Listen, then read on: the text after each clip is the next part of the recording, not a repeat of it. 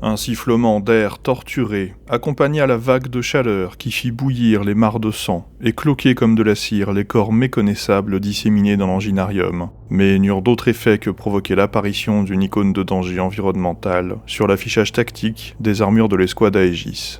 Ces dernières reflétèrent l'intense lumière émise par les machineries et le plastacier fondu par le déclenchement de la bombe à fusion, projetant au travers de la salle obscure une myriade de reflets blancs et orangés, dansant au rythme du recul des fulgurants et des violents coups de glaive et de hallebarde. Une nouvelle tonalité pressante et oppressante finit par s'ajouter à la symphonie des alarmes émises par les systèmes de contrôle automatisés de la station, confirmant la destruction des générateurs antigravitiques, maintenant le relais orbital au-dessus des sites d'extraction et des usines de traitement à la surface de Carros.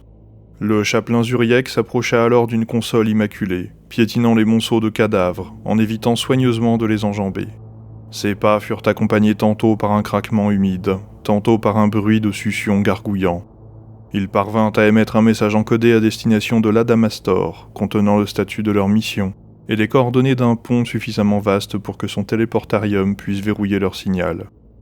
Le croiseur d'attaque, déjà lancé dans leur direction, répondit avec un compte à rebours, au-delà duquel il ne serait plus possible de les exfiltrer.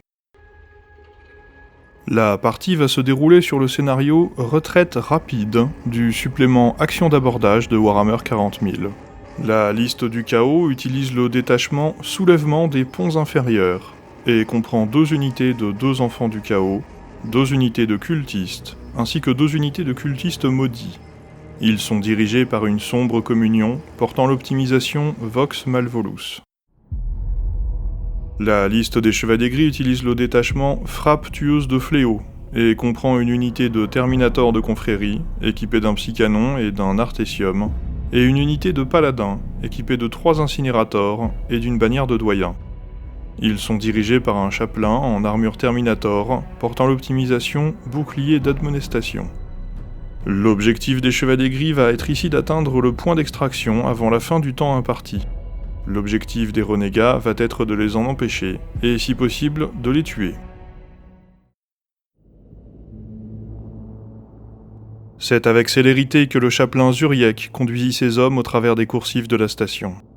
Peu de renégats s'étaient mis en travers de leur route, mais parmi les gémissements des alarmes et les grincements de la structure en chute libre, le bruit des bottes résonnait tout autour d'eux. Il ordonna de condamner le passage avant de lever le bras et faire tonner son fulgurant sur un relais à plasma, fragilisant son champ de confinement. Derrière lui, les hallebardes de l'escouade Aegis émirent une lueur bleutée avant de s'enfoncer dans une conduite de refroidissement et une gerbe d'étincelles. C'est alors qu'une horde d'humains crasseux déboula dans le couloir d'une démarche claudicante et désordonnée. Les paladins levèrent leur incinérateur comme un seul homme et déversèrent un torrent de flammes chuintantes. Au contact du gaz de la conduite perforée, une explosion remonta jusqu'au relais à plasma, qui amplifia l'énergie libérée en y ajoutant la sienne. L'escouade Aegis fut projetée en arrière, cependant que Zuriek sembla danser, porté par les flammes dans son dos et dans ses cœurs. Des simples mortels, il ne restait plus que l'empreinte cendreuse de leur silhouette, incrustée sur les murs. La déflagration satura également les autosens des armures de l'escouade Machaera, alors qu'elle s'appliquait à suivre les ordres du chapelain. Il ne fallut qu'une paire de secondes à la confrérie pour recouvrer la vue et l'ouïe, et se rendre compte que le tintement perdurant sur leurs armures provenait en réalité d'un autre groupe d'humains bigarrés qui faisaient pleuvoir toutes sortes de projectiles dans leur direction. Les Terminators, sentant la puanteur du warp les encercler, prirent la décision de battre en retraite vers la porte menant à la zone d'extraction. Leurs canons de poing firent pleuvoir la mort, mais les cultistes l'accueillirent avec une joie malaisante, écartant ceux tombant trop lentement pour l'embrasser à leur tour. Le frère apothicaire Virinus ouvrit la lourde écoutille, en l'écartant comme un simple rideau, pour se trouver nez à nez avec une horde singulière de mortels ravagés, suivant tels des adorateurs 3 constructs biomécaniques si grands et si volumineux qu'ils peinaient à se déplacer dans les étroits couloirs de la structure. Derrière lui, d'autres portiques s'ouvrirent à la volée. Un groupe d'individus hétéroclites, mené par un homme portant les habits déchirés d'un officier de la station, fit son apparition. À ses côtés, un techno-sorcier prononça une sombre incantation, canalisée et amplifiée par un tripode cybernétique parcouru d'une rouille surnaturelle. Un éclair noir jaillit de l'antenne principale et se dirigea vers les Chevaliers Gris. Il toucha le torse de l'un d'eux mais se dissipa instantanément au contact des hexagrammes parcourant son armure. Cela suffit à couvrir l'approche d'une autre procession dirigée par de grandes créatures hybrides, dont la partie de chair évoquait des pantins manipulés par une carapace de métal corrodée. L'escouade Machaera se retrouva malgré elle encerclée. Un chevalier fut plaqué contre le mur par un tentacule suintant, avant d'être transpercé 3 fois d'une vibrolame. Un autre fut mis à terre momentanément, mais ses frères le protégèrent en repoussant l'assaut, taillant dans les rangs ennemis. D'un pas habile, les lourdes armures Terminator reculèrent en arrosant de bolts la dernière abomination, dont la tête difforme éclata comme un fruit trop mûr. Ils prirent ensuite appui contre la paroi, avant de se projeter à une vitesse surprenante sur leurs assaillants. Cette charge imprécise écrasa complètement les frêles adorateurs contre les constructs, qui encaissèrent le choc, en campant fermement sur leurs 3 appuis. Alors que l'escouade Machaera semblait prendre l'avantage, un nouveau groupe de dévots, mené par des monstres d'un gabarit similaire, arrivèrent d'une autre coursive. Leur charge désordonnée fut accueillie par un mur de lames chargées d'énergie psychique, qui déchirèrent leurs membres et leurs âmes souillées. La dernière grande créature hésita un instant devant ce balai mortel, et retint sa lancée. Les Terminators saisirent cette occasion et leurs frères blessés, s'engouffrant dans la voie d'accès à la zone d'extraction. Encore sonné, il leva son psy-canon et fit feu par 3 fois, et par 3 fois rata sa cible.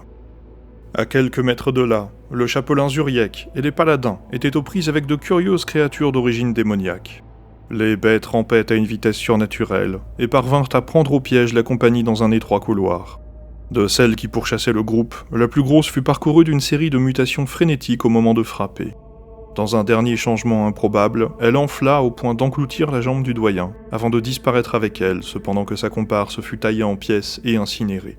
De l'autre côté, Zuriek, animé par une foi brûlante envers l'empereur Dieu, rendit sa justice, en terrassant les 2 engeances corrompues, chantant les litanies de sa gloire éternelle à travers son masque des morts. D'autres bêtes immondes se ruèrent à sa rencontre, et leur multitude d'appendices passèrent sa garde pour le frapper d'une force telle que son aume se craquela. Galvanisé par les paroles de son chapelain, le doyen porta un coup d'estoc dans la chair dégoulinante, et fit reculer la chose rampante en se servant de sa bannière comme d'une béquille. La créature piaillante revint rapidement à la charge avec ses semblables toujours plus nombreuses.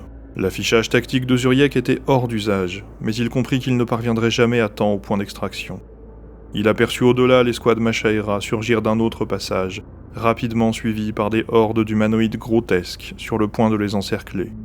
Les paladins coincés à l'arrière-ligne prirent alors le temps de manipuler le panneau de contrôle et activèrent l'ouverture à distance pour faciliter le passage des Terminators. Ces derniers se précipitèrent à travers l'ouverture, mais furent rattrapés in extremis par les 4 golems hurlants. Une première série de coups résonna contre les murs de plastacier, parés par l'encadrement étroit de l'écoutille. Le construct au visage le plus expressif sembla décontenancé par la situation, et ses yeux s'écarquillèrent davantage quand une demi-douzaine de glaives psychoactifs le taillèrent en pièces. Les autres monuments de chair et de métal le remplacèrent, pour à leur tour connaître le même sort. Des appendices biomécaniques sanguinolents d'huile volèrent en direction de la clique démente des anciens officiers, qui réagirent par un mouvement de recul. L'escouade Machaera ne perdit pas davantage de temps, et s'engouffra dans la pièce. D'un coup d'œil en arrière, ils virent l'autre groupe parvenir à se tailler un passage et progresser dans le charnier toujours grandissant. Le regard de Zuriek croisa celui de Virinus à travers son masque brisé. Ils surent que leur chemin se séparait ici, mais resterait toujours aux côtés de l'empereur. Une rangée de cultistes vint alors s'interposer, et dans une discipline surprenante, coordinèrent leurs tirs sur l'escouade Aegis. Les paladins ripostèrent dans ce qui sera la dernière vision glorieuse de leur combat, disparaissant derrière un mur de feu, craché par leurs armes répurgatrices. Le compte à rebours arriva à son terme, et un givre rampant recouvrit presque instantanément les murs et les armures des Terminators. Le monde bascula, et ils plongèrent dans la dimension infernale du Warp. Le capitaine Eleos se crispa sur son trône de commandement. Les tirs désordonnés de la flotte des Emperor's Children venaient de surcharger les boucliers de la Damastor, et le lien neural transforma cette information en un écho de douleur. Un serviteur l'informa que la téléportation était achevée. La table hololithique en contrebas affichait en temps réel la plongée de la station dans l'atmosphère de Caros. Les milliers de débris l'accompagnant dans sa chute n'étaient éclipsés que par leur intensité lumineuse, retranscrivant sa montée progressive en température. À chaque palier d'altitude, se heurtant à des couches atmosphériques toujours plus denses, la structure se recouvrait d'explosions, créant toujours plus de débris. Héléos ne pouvait s'empêcher de garder un œil sur la projection, mais une salve d'artillerie ennemie secoua l'Adamastor. Des gerbes d'étincelles grésillantes parcoururent les postes de navigation de la passerelle. L'image de la station tremblota avant de se figer. Les équipes de réparation mirent moins d'1 minute à dériver l'alimentation et les appareils redémarrèrent.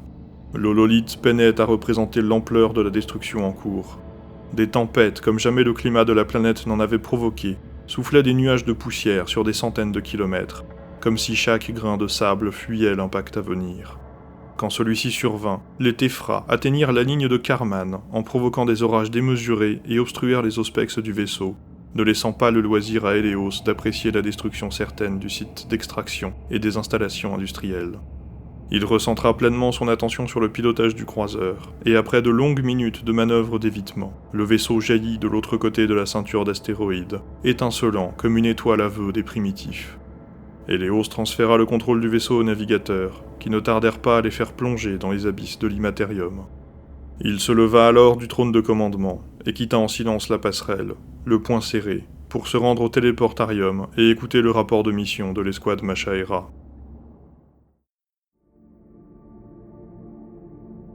Voilà qui conclut ce 4e et dernier rapport de bataille de l'arc Reflet envoûtant. Selon les termes du scénario, c'est une victoire des Chevaliers Gris, mais la perte d'un éminent chapelain et d'une escouade entière de paladins fera l'objet d'une enquête approfondie. Je reconnais ne pas avoir boudé mon plaisir durant cette partie de Boarding Action. C'est visiblement un mode de jeu qui répare une bonne partie des problèmes de Warhammer 40 000. Je remercie Quentin d'être venu jouer ce rapport de bataille avec ces fabuleux cultistes grimdark du Mechanicum noir. Je vous en remets quelques images pour le kiff. Un régal pour les yeux. Si cette série de vidéos de rapports de bataille narratifs vous a plu, je vous invite à vous abonner, liker, commenter, partager. Je vous dis à la prochaine, si l'empereur le veut.